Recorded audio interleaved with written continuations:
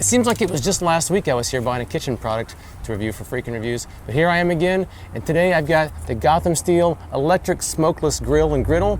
That's today's review. I wasn't really looking forward to doing another long kitchen video, but hey, that's what I gotta do, right? Because I know there's a lot of people out there that want to know if they should spend the 80 bucks on the Gotham Steel Smokeless Grill. So I'll drop the 80 and let you know if it's worth it.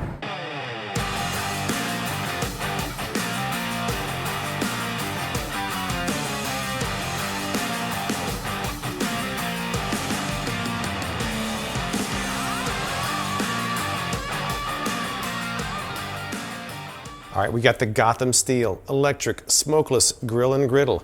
Here it is. It comes with this grill and this griddle, and you got a couple of instruction books right here. Now it plugs in just like this.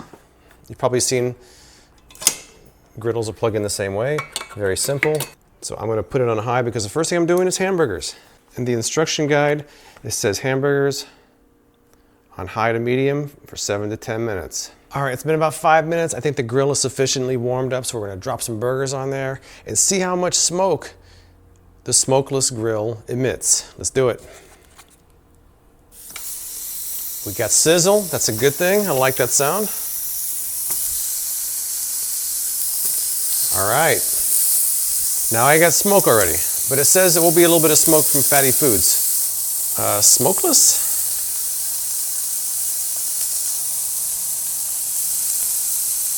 I mean, they say a little bit of smoke will come off. We'll see. We got a long way to go. But right now, I'm seeing a lot of smoke right here.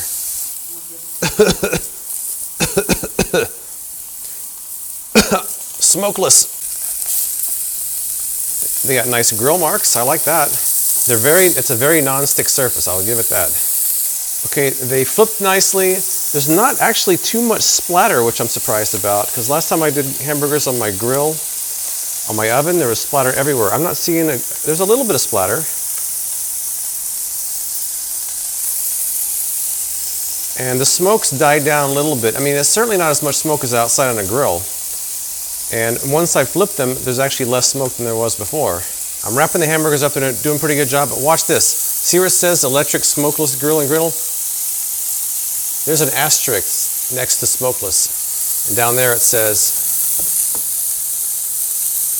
it gives you less smoke, but fatty foods may have more smoke.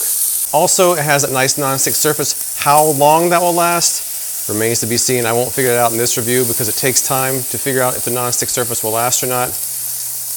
You know, that's kind of an unproven thing. Some people have bad luck with these non-stick surfaces. Some people have good luck. Kind of got to take care of them though. I'm going to let this cool off. I just turned it off. I'm going to let it cool completely and then see how the cleaning process goes. All right, we're going to clean this grill now. Now you're supposed to hold this part upward so it doesn't get in the water and face that part away from the water. Over here we've got the drip pan, which I'm going to clean next.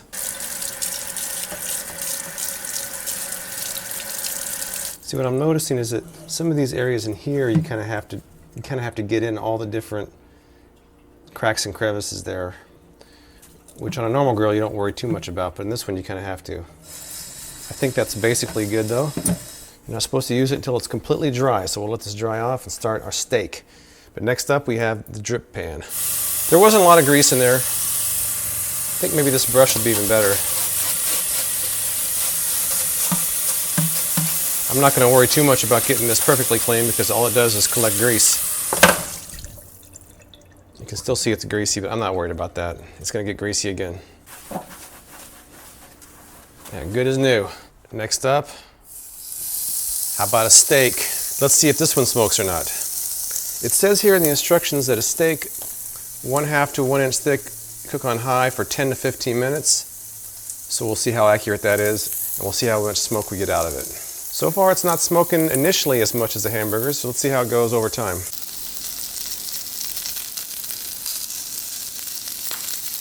All right, it's time to flip. Now as you can see, there is a little bit of smoke, but what I was just saying off camera is that if it's January and freezing outside and I want a steak, this would produce much less smoke than using a pan inside because the grease drips away from it. So I think it's certainly an acceptable way of making grilled food indoors. So let's flip this over. Oh, that looks good. How's that look? So we're gonna let that cook for about another 6 or 7 minutes, and then it should be done. It's been 15 minutes. I'm going to turn this off. I'm going to take the steak off the grill and let it rest for a few minutes. Cut it open and see what's inside. How's that look? What do you think? Side 1, side 2. Okay, the steak has been resting for about 5 minutes. It cooked 7 minutes on each side, so let's see how it actually came out on the inside.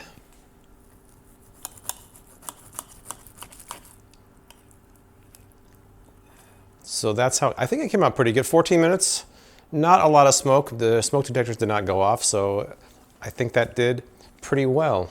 All right, I had a request last time not to be so close when I do my taste test, so I'll put the camera back a little bit. But here is the steak taste test. Well, I think the steak came out really good as I would have done on the grill, so I'm happy with the steak. The smoke was minimal. It would be a lot smokier if you used a pan in the house. So especially like on a cold winter day and you want a steak inside, that would certainly be a good alternative to going out in the cold or using a pan inside. So I like the steak, came out pretty well. One of the advertised features is that you can just wipe this clean. Now this is cooled off completely after doing the steak. I'm gonna take a paper towel and see how much I wipe off of that. Not much.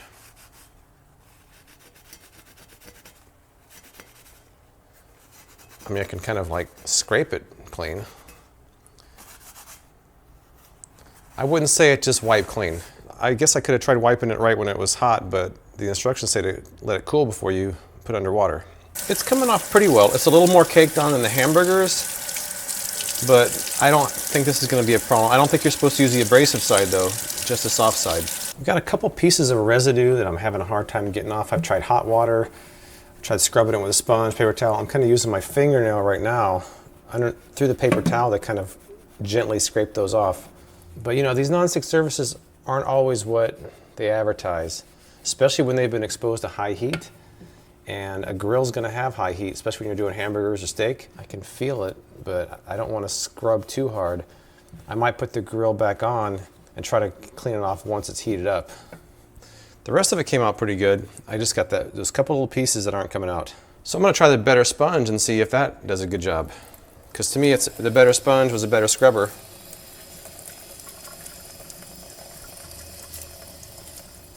Maybe not.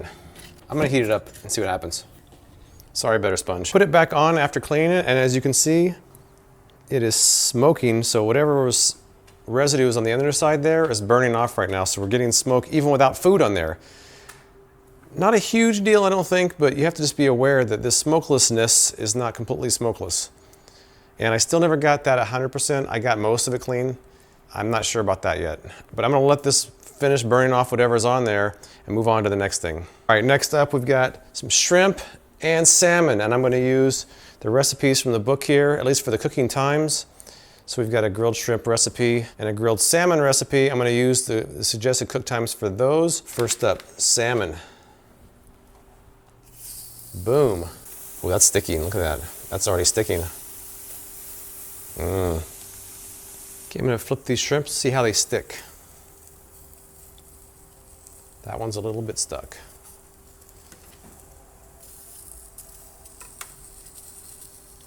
That one's a little bit stuck. That one was not stuck. We're at 4 minutes and I just flipped it and it still has a ways to go on the salmon. The shrimp look good. I think they'll be done on time. This is going to take a little bit. Some of the shrimp seem like it stuck more than the others. So really, the two things to consider on this grill are how much does it smoke, and in this case, not much. On the steak, not as much as a pan. The hamburgers, also not as much as a grill. The other thing to consider is the nonstick surface. I mean, as you can see, it's not quite as perfect as they show in the advertising. The shrimp did flip okay, but some of them were a little bit stuck to the surface, so it's not as perfect as advertised, although I still think there is certainly some value to a product like this. These shrimp are done and ready to go. There is still a little bit of smoke. I don't know if you can see it or not, but it's minimal. So I'm going to flip this one more time. I cooked the first side with the skin on to make the skin easy to remove, so I got to flip it one more time. I have a lot of residue from the shrimp we have to also deal with as well. And there is the grilled shrimp. This did not stick. That's nice. So give this a couple more minutes and this should be good to go. Again, here's the shrimp. So here we go. Shrimp taste test. That's good. Grilled shrimp. Came out really nice. All right, that looks nice. Now here's what I'm worried about right here. Because they say when you clean it, you're supposed to let it completely cool before cleaning, wipe it off the excess grease. That's kind of caked on there. You're not going to be able to just wipe that off. I mean, I'm looking at this.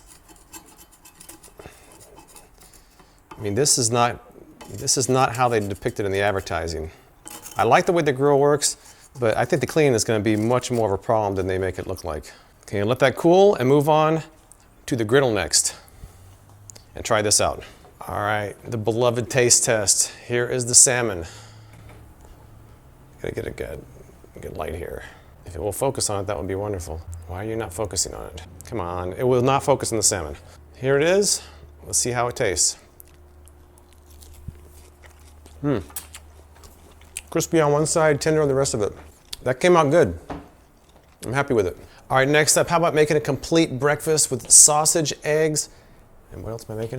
How about making a complete breakfast with sausage, eggs, and bacon on the griddle? Let's get right to it. Sausages would be medium-high, 8 to 10 minutes, but my sausages are uncooked, so I'm gonna go a little longer than that. Bacon also is medium-high, 8 to 10 minutes, and then eggs, I'll put those on last, drop it down to medium, and we'll finish those up.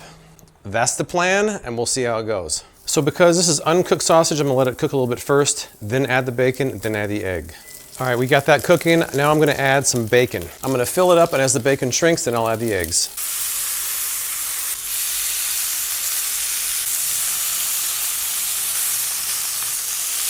All right, that's good. Okay, while that's cooking, again, we're worried about the nonstick surface and we're worried about the smoke. The food is almost secondary. So right now, obviously the nonstick surface works great the first time, but it's how it works over time that really matters. And there is very minimal smoke. When they say smokeless, they're not saying smokeless, they're saying smokeless.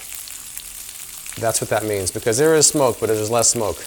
The pieces of bacon in the middle are getting done faster than the pieces of bacon on the outside. And unlike the grill, obviously they're sitting in their own grease, and there is more splatter than I had before. So you probably need to rotate the bacon in and out toward the center as you cook it. I'm also getting lots of splatter. Some people like their eggs cooked in bacon grease, so they're gonna love this.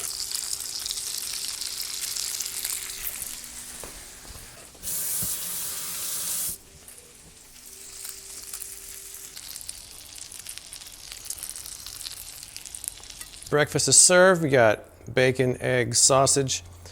The grease is on there. I've got to clean that off. I also have to clean this up, and this is completely cooled, and I'm a little worried about this one.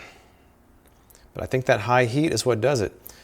These nonstick surfaces work great until they get exposed to high heat, but how are you going to grill that high heat? You need high heat. I'm skeptical, but that looks pretty good. All right, the griddle has been cooled. I'm going to move over to the sink. I will say once again, there was much more splatter on the griddle. You probably can't see it, but there's a lot around the edges here on the counter. I had to change my shirt because I had it on my clothes. So definitely the splatter is significant with the griddle. Now that cleaned up nicely. They always do the first time, but over time is what I'm worried about. And this is next. The instructions state that the black base can also be put in the dishwasher, so I'm gonna put both of those in there and see how that and the drip tray do. All right, goodbye drip tray and black base. We'll see how you do. I hope they do okay. All right, I'm using this Dawn Duo, which is supposedly safe for non-stick surfaces. Here it is. All right, so this is gonna take some scrubbing. One problem is that you can't soak it in water like I would normally do to something like this to get it off, so I actually have to scrub this off. And you can't scrub it with abrasives, so it's gonna be a bit of a task to keep this clean especially when you're running high heat. Okay, it is the next day. The drip pan and the black base are now out of the dishwasher. I think they came out very nice. Of course, my dishwasher did most of the work, but they didn't warp. They seem to handle the dishwasher cycle very well. There's not a lot of grease. There's no grease actually left over, so I think they definitely perform well in the dishwasher. All right, so here are my final thoughts on the Gotham Steel Electric Smokeless Grill and Griddle. Keep in mind that the word smokeless is hyphenated. It has smoke less, not smokeless, but smoke less. That's because it does smoke less than other grills, but it still smokes. And I don't have a problem with that. I think that's actually a good feature. My problem is with the non-stick surface. After that steak went on there at high heat for 15 minutes, it wasn't the same after that. And these new non-stick surfaces are easy to degrade with things like high heat and abrasives, and you got to grill on high heat. So I'm not sure that the non-stick surface lives up to the advertising. The other thing is this was an $80 grill. I got it $16 off with a coupon, but 80 bucks seems a little bit steep for this, especially when the non-stick surface doesn't really live up to the advertising. So I'm not sure it would be an investment I would make. Have you used the Gotham Steel Smokeless Grill or something like it? Let me know what you think in the comments below, and please subscribe for more As Seen on TV product reviews from me, James White, with Freakin' Reviews.